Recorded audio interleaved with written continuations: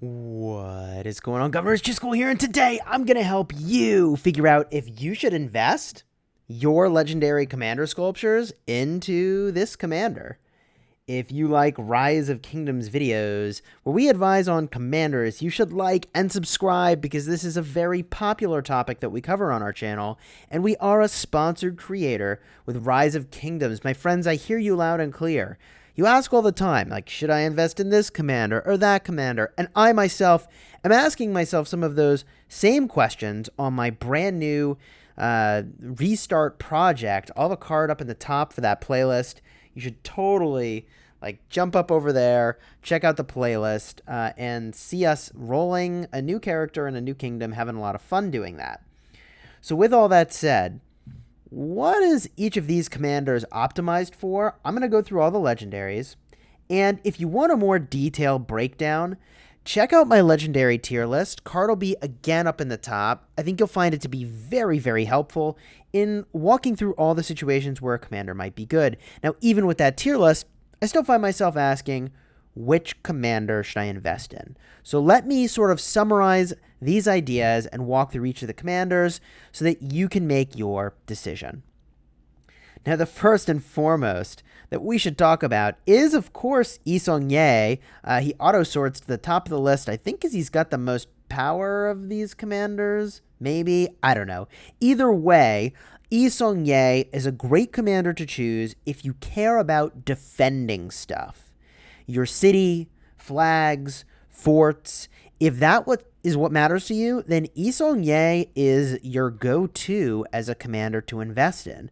They also happen to do huge damage in the open field, and that is in part because of their circle AoE, in part because they can hit 5 targets. And this is a commander that you should consider investing in if you want a commander that can really elevate the skill damage of other commanders that you have. The next commander we should talk about is Cao Cao, and this commander is top tier if what you want to do is move quickly and battle barbarians. That's right, battling barbarians is really the specialty here. This commander is a little bit of a glass cannon with their expertise skill, helping you do more damage, but also decreasing your tankiness.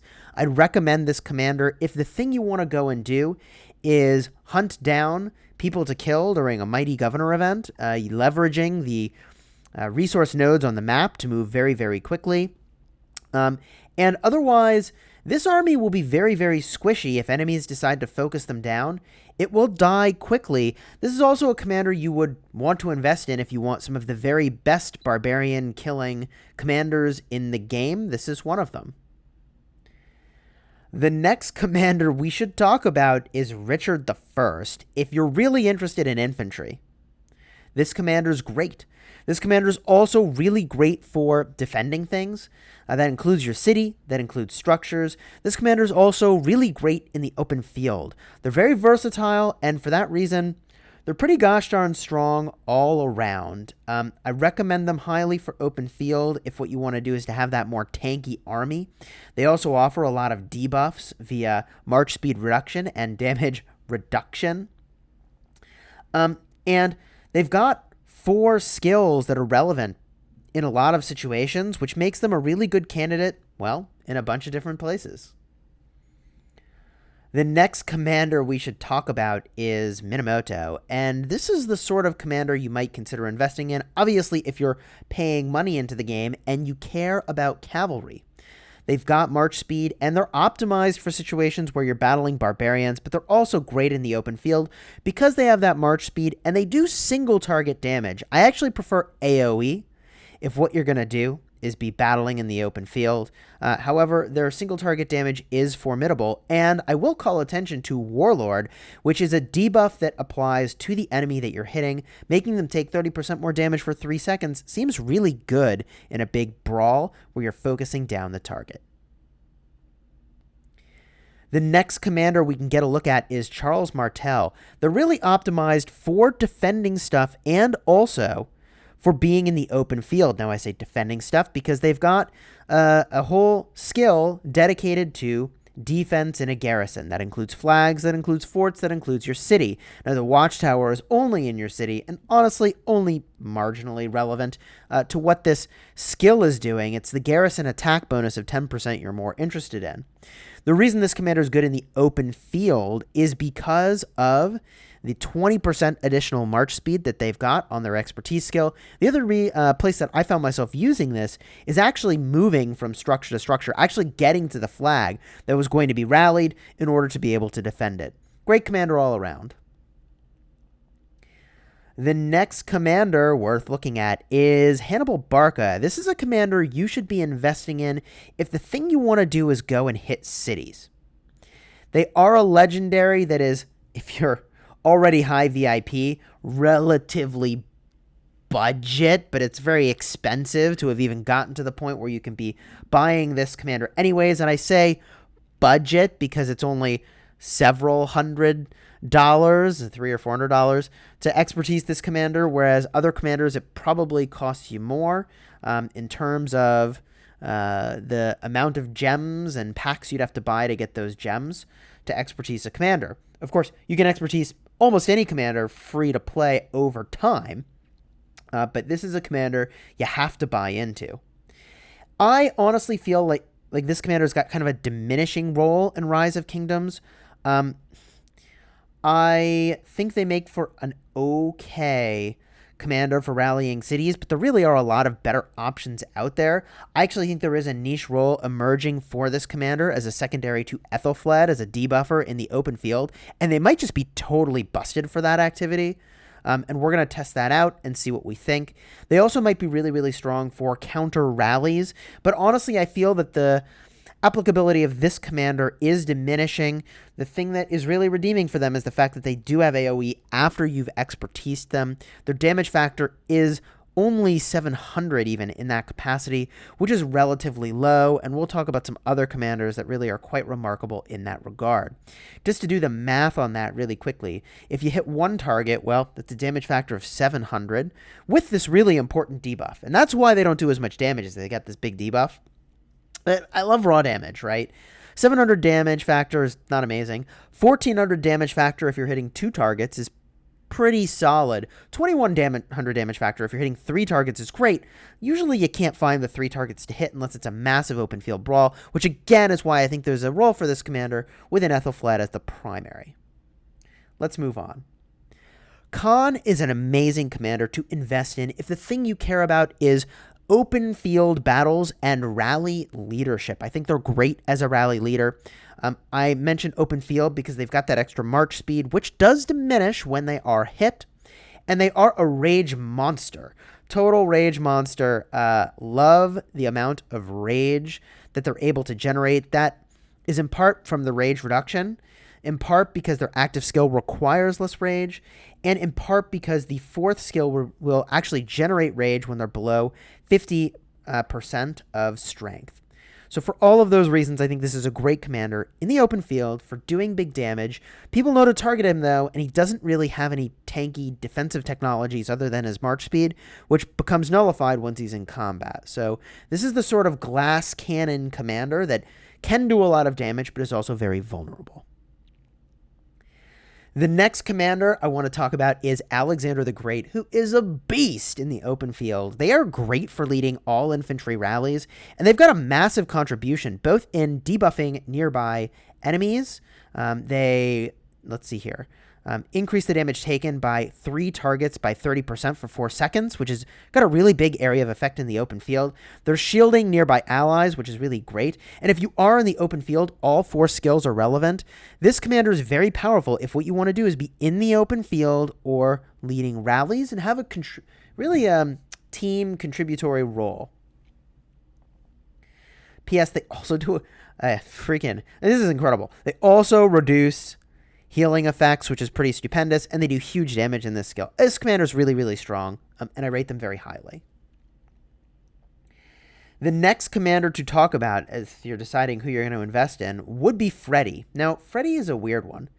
When you look at their skills, they have increased troop capacity, and they have a skill that's relevant when you're hitting a city. So in a perfect world, this commander is making full use of all of his skills. And again, this is weird. If you are attacking a city outside of a rally. You're not using a rally, you're just swarming a city. Most people should not be doing that.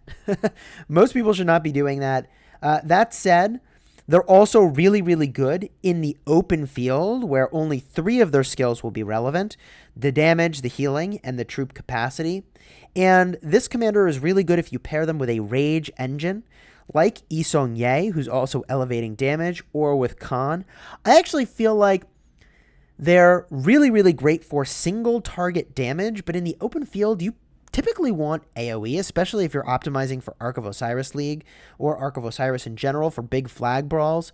I've got mixed feelings about this commander. The reason that I'm less excited about them for rallies is that only 2 of their 4 skills are relevant in a rally capacity, which, they do a huge amount of single target damage, and it's hard to really understate how important that is when you're rallying a single target, but I don't know. I think that there are a lot of other really enticing commanders to go and pursue in this game. The next commander we've got to talk about is Ethel. This commander is underrated. Everybody should be investing in her, in part because you can expertise her. I mean, just doing the things you were doing in the game anyways at no monetary cost. The thing that will actually cost you is the stars. And what I just want to call attention to is that this is, I think, one of the best debuffs in the game. And if you can find 5 targets, let's talk about how much damage you're doing here. If you hit 1 target, it's only 800 damage factor. Not stupendous. If you hit 2 targets, it's 1,600 damage factor.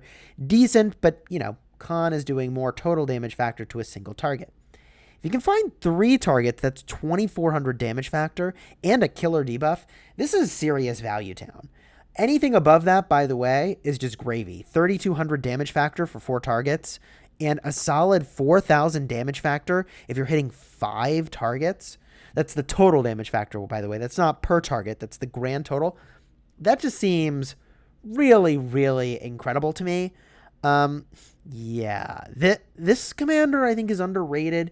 The support tree gives them a rage engine that's incredible. Use them in the open field. Potentially use them for counter rallies. I'm still figuring out how I feel about that. And a part of the reason I like them in the open field is that you really are dependent on the march speed reduction in order to get maximum value via Warrior Queen expertise skill, doing extra damage to enemies that have been slowed. The next commander we should talk about at Legendary tier is Julius Caesar. They, I feel like, have the same challenges that I struggle with for Freddy. I have the same concerns with Julius Caesar as I do with Freddy, where, all of their skills are most relevant if you're swarming a city, which is the thing that's just really weird that you shouldn't be doing. But you still have 3 of their skills relevant if you're in the open field, and they're really great in that capacity. Pairing them with a commander that cares about having their damage elevated, like Yi Song-ye, is really, really strong. I'd say pair with Freddy, but you'd really like to have more of a rage engine if you're pairing with Freddy, and Julius Caesar doesn't have that. They do have anti-swarm technology, which I think is really good. So I think this commander is obtainable in the early game. I question their late game role, even though they are fine. I just think we can do better these days for the late game if you're rallying stuff than a Julius Caesar. Up next is El Cid. This is a commander that I recommend you use as a pairing with archers for rallying stuff. I recommend that you use them in the open field, although I'm going to put an asterisk next to it. I think that they're good in the open field because they have a lot of march speed. And I think that's really, really great. They can get away from a fight if they're in trouble, or they can get to fights faster, which I think is great. The thing that I would love to see on a commander like this for the open field is some more area of effect damage, which they do not have. So if you're in the open field battling single targets, this is pretty gangbuster, and they do a lot of damage, and they do counter infantry. I also feel really good about rallying stuff with Yi Song-ye El Cid as a pairing. You can use them as the primary or the secondary, and this is the combo I use for rallying with archers. So Yi Song-ye El Cid is a great pair, and if you are doing rallies, you're going to want to put them together until we've got some better commanders, and, gosh, I'll be talking about what some of those might be in just a moment. Don't put your universals in a gathering commander. That's not a great idea. Cleo's great for gathering. Get her sculptures other ways. Now, Mehmed II is an interesting commander to talk about because I think I've been sleeping on this commander a little bit. In other words, sort of underrating them. And, if you're in a massive open field brawl, they're going to do some great AoE damage here. This commander is optimized for hitting cities, right? If you want to hit cities, this is the best commander in the game to be investing in. With that said, I think the AoE here is actually really good in the open field. If you're hitting, 2 targets, I know there's a 15% damage reduction. You do 15% less damage for each target you hit with this. But, hitting 2 targets for a total of 2,000 damage factor is really good. I'm just accounting for that 15% reduction roughly. That's not particularly accurate, right? And if you're hitting 3 targets and it's a total of like 3,000 damage factor, that actually is really quite good. There is synergy here, elevating the attack and skill damage of another commander that you're pairing with. So this actually is a very interesting commander to pair with, Freddy, even though there isn't a rage engine, which I would really have preferred, and also increases the troop capacity. Same downfall as Julius Caesar and Freddy, except that this skill over here is actually relevant for rallies in a way that the 4th skill on Julius Caesar and Freddy is not. In other words, you can bring more troops to the rally. The total of the rally that you can have 10% more troops. That's actually a very big deal. It's a very big deal for rallying stuff. This commander is good for rallies. I think you can do better if you're finding a rally for a flag or a fort. But if you're rallying a city, this is the best of the best. This is, in my opinion, best of the best. So if you want to do is actually open field battles where you're going to hit a lot of targets and also rallying and attacking cities, this is a top tier commander. And I may invest in Mehmed over Freddy in my Chisgule Lives Tiny account because the AoE here actually seems super relevant to me. The AoE seems super relevant. I also kind of like to try this commander out, and I have not invested them on my main account. Up next is Tamaris. Now, this is a really interesting commander. They are optimized for hitting cities, and you're very likely to pair them with Edward. Those two almost go hand in hand, and I both like the synergy of these two commanders, but also dislike just how strongly it seems they are tethered together as an optimal pairing. That said, if what you care about is single target damage and hitting cities or rallying structures and doing some really big damage potentially while hitting that structure, then Tamaris is your go-to. I suppose they're also fine in the open field, but they actually don't have any march speed boost. So I think you probably could do better for open field. In a murder ball, however, where you're less concerned about march speed, they're quite strong and they'd be in good invest in that context. Fundamentally, I think if you're investing in Tamaris, you're probably also investing in Edward. And let's just jump to Edward now. We'll fall back to Saladin in a second. So let's jump to Edward. Edward is phenomenal for rallying stuff and also in the open field. Edward's got the single highest active skill attack in the game for a single target, which is why I think they're actually pretty good for rallying stuff. And you'd want to pair with Tamaris because she's going to poison the target, elevating the active skill damage.